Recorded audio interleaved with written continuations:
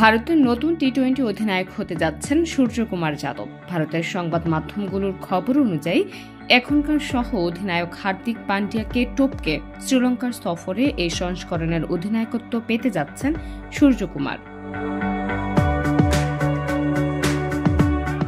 ভারতকে টি-20 বিশ্বকাপ জেতানোর পর এই সংস্করণ থেকে অবসরের ঘোষণা দেন তখনকার অধিনায়ক রোহিত শর্মা। ফাইনালের পর অবসর নেন বিরাট কোহলি ও রবীন্দ্র জাদেজাও। বিশ্বকাপের পরপরই জিম্বাবুয়ের বিপক্ষে 5 ম্যাচের সিরিজে কার্যত ভারতের দ্বিতীয় সারির দল খেলেছে, যেটিতে নেতৃত্ব দিয়েছেন শুভমান গিল। রোহিতের পর টি-20তে পান্ডিয়াই অধিনায়ক হবেন এমন ইঙ্গিত অবশ্যই ছিল। এরই মধ্যে ভারতকে 3টি ওয়ানডের পাশাপাশি 16টি টি-20তে নেতৃত্ব দিয়েছেন পান্ডিয়া।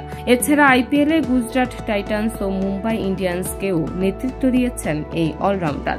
সর্বশেষ মৌসুমে রোহিতকে সরিয়ে মুম্বাই অধিনায়ক বানিয়েছিল তাকে, তবে ফিটনেস নিয়ে উদ্বেগ এবং ওয়ার্কলোড ম্যানেজমেন্টের কারণে পান্ডিয়া অধিনায়কত্ব পাচ্ছেন না বলে জানিয়েছে ভারতের সংবাদ মাধ্যমগুলো। সর্বশেষ অক্টোবর-নভেম্বর হয়ে যাওয়া ওয়ানডে বিশ্বকাপে বাংলাদেশের বিপক্ষে ম্যাচে অ্যাঙ্কেলে চোট পাওয়া পান্ডিয়া মাঠের বাইরে থাকেন বেশ কিছুতে। আইপিএল দিয়ে দলে ফেরেন তিনি। এমনিতে 2022 সালের শুরু থেকে এখন পর্যন্ত ভারতের 79টি ম্যাচের মধ্যে মাত্র 46টিতে খেলেন পান্ডিয়া।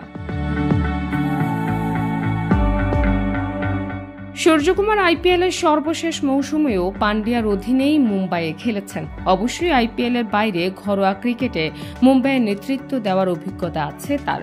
গত নভেম্বরে অস্ট্রেলিয়ার বিপক্ষে 5 ম্যাচের সিরিজেও ভারতের অধিনায়ক ছিলেন এই ব্যাটসম্যান।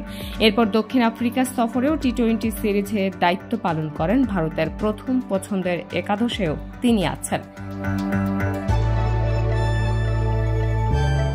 এ মাসের শেষ দিকে শ্রীলঙ্কা সফরে 3টি করে ওয়ানডে ও টি-20 খেলবে ভারত। বিশ্বকাপের পর সরে যাওয়া রাহুল দ্রাবিড়ের জায়গায় নতুন প্রধান কোচ গৌতম গম্ভীরের অধীনে এটি হবে ভারতের প্রথম সফর।